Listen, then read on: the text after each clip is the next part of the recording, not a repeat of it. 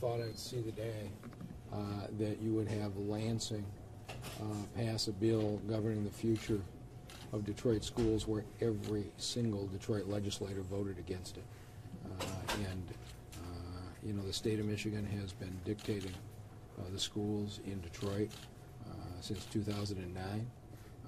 And as we all know, it's been 7 straight years of deficits, 7 straight years of enrollment decline. And when we step forward as a community with the business leadership, a number of the charter community, the education coalition, we say we have a solution.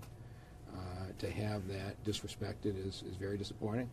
We're going to go onto the Senate and see if we can succeed there. And so we're going to keep trying.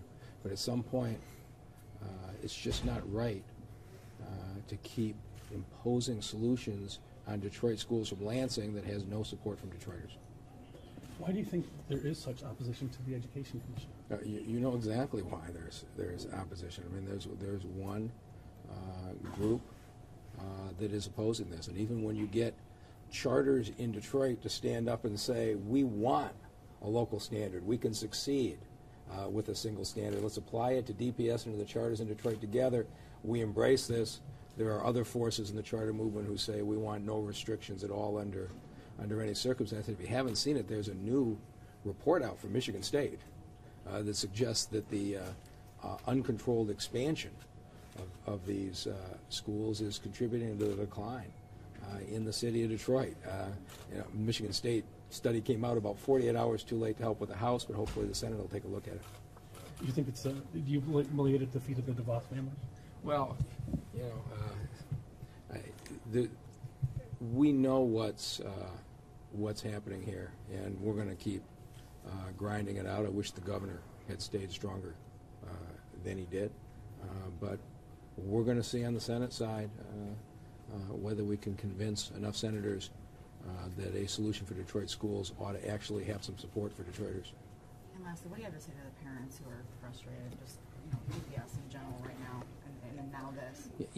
You know, what's getting lost in all this is there's a superintendent at the Detroit Public Schools, Alicia Merriweather, who I think is the most talented education leader we've had in decades.